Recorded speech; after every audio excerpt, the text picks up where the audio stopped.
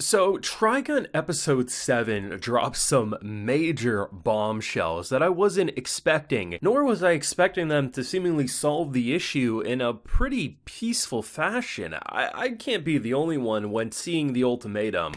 We not only have to stop a giant laser cannon of death, but we also have to stop this ship from crashing into an orphanage. I'm thinking to myself, there's only two options out of this. Either A, brother's not dead and he's gonna come back and help lift the cannon, or two, maybe one of those giant sandworm creatures that swallowed the characters back 2 or 3 episodes ago, maybe that can jump in and push the ship out of the way. No, they just actually do it themselves and kind of de-escalate it in a way. I was like, you know what, that's pretty normal. I wasn't expecting that. I enjoy that. That was a good Trigun episode. And then they had to casually reveal that our boy Vash seemingly is a plant, and I mean, if that doesn't hook you in to watch episode 8, what the hell will? That was a great episode, I have to admit, and I have a full live reaction to today's episode available on my Patreon, so if you want to see my full thoughts on episode 7 of Trigun Stampede, head on over there and consider supporting, because I love this one. The more I watch, the more I'm intrigued by the world, and I really have to commend, I mean, the voice actors as a whole, don't get it twisted, they're all amazing, I really think that.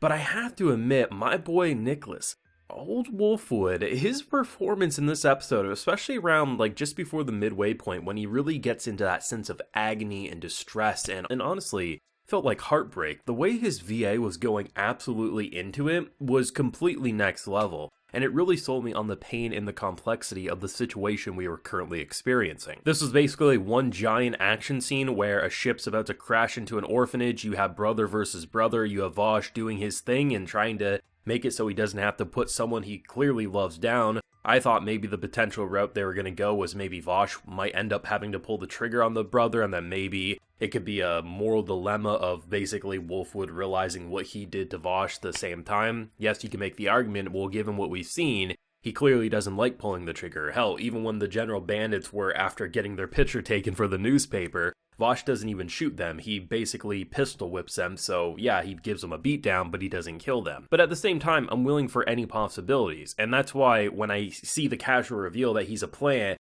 on one hand, I'm like, what? But on the other hand, I don't know what he is to begin with, so it kinda makes sense. I mean, the boy literally looks the same 20, 40 years in a picture, so the fact of the matter is him not aging or him feeling almost superhuman, it just kind of feels like this world is a little weird, so I'm kind of up for any possibilities. We literally have a boy who's been experimented on, well, actually we got 2 boys here, so one, yes, maybe needs to pop a few potions to be able to repair quite as quick, but the fact that he can just, I mean, seemingly the invincibility on these brothers is pretty next level. Obviously, Nicholas isn't quite as immortal, it feels like, but the fact that if you shoot him once or twice, he's basically popping those bullets right out. But if you basically Gatling gun him, it'll take a little bit longer, but I thought the way they escalated the entire scene there was brilliantly done, so by the time it kind of got to like the end where he kind of felt like he was snapping to it, I really let my guard down, and in hindsight I probably shouldn't. I probably should have expected him to lose his mind and kind of, well, say I can't live with this pain. But I thought it was so interesting because just a couple episodes back, we had a situation where someone became a monster. This kid grew up and became a horrible monster that ultimately was put down because there was no way he would ever turn back. I said during that time in the video, I was like, well, we don't know. We've seen monstrosities in this show, like just look at our favorite mad scientist. He literally has like a son who kind of looks similar, so maybe there was potential for him to have as much of a normal life as he possibly could, especially if he traveled with someone like Vash. Maybe he couldn't just be a normal person in a city, but there's potential he could have had a life. But him getting put down, there's a logical reason behind that. So I thought maybe what was trying to be built up here was that, unlike that time, maybe there could be hope. And then when you start seeing him reflect on all the horrible acts he's done since becoming what he is, it's no wonder why he pulled that gun. And honestly, I'm not sure what they're trying to get across. Is he alive? Is he dead? I mean, is one bullet enough to really kill you? Probably not with that type of immortal status, and especially because the 2 characters are talking about collecting the body they still have used. Does that just mean because they want his DNA, or is that because he can still be saved?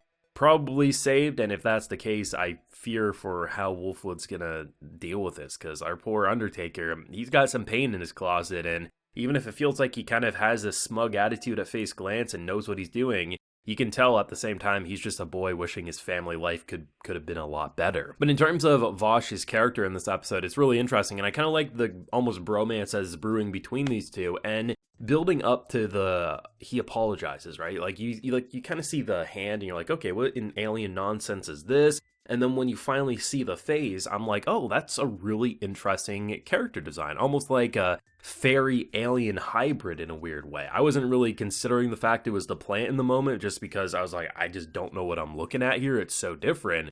But the fact that he apologizes and then they're just so shocked realizing, I mean, they already have their suspicion that he wasn't human, given the fact that he literally looks like he doesn't age, and every time they see him fight, they literally in this episode say, what even is he? Like, they don't know. And I don't know what that information will do, what type of craziness will occur. I mean, we do, if we reflect back to the backstory when they were escaping the exploding ship as a child, right? It did look like almost like everyone in that pod probably would be a plan as well, if that's the direction they're trying to go. Maybe I'm mistaken, but I'm excited to see what they do. But the hints have definitely been there, but maybe just I didn't put two and two together, because obviously how would I unless I had some previous knowledge, right? But I thought this was an amazingly produced episode. I like the idea of the fight setting because it's literally a crashing ship, and honestly, even if you save the orphanage now, I kind of feel like these people are just going to explode it the next day. Like, it just feels like there's no true hope. I mean, they literally said either kill your brother or let the orphanage explode, because no matter what, we'll have test subjects. So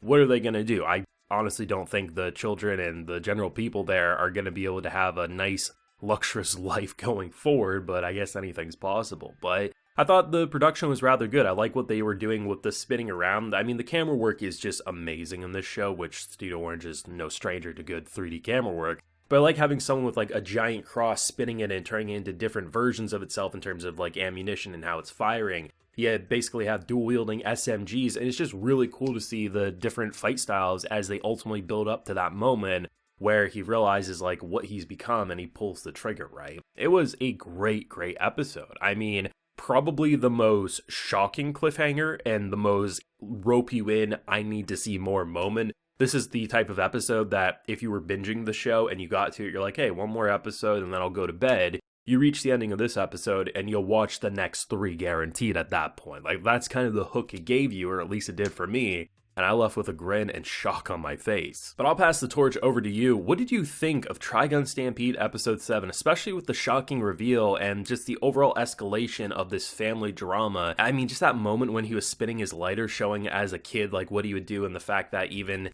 as this almost like program machine in a way, like the fact that he still had some of those connections. I thought that was such a beautiful way to show him that maybe he still is around. But thoughts and feelings yourself down below. Leave a like if you enjoyed, subscribe if you're new around here, ring that bell so you can get notified when I upload on the channel. And of course, as I mentioned, I got that full live reaction available on my Patreon. And while you're there, you can also get yourself a video shout out. So today we got James Wright, Luke, and Neil. So I appreciate the support, everyone. Please take care and have a good one.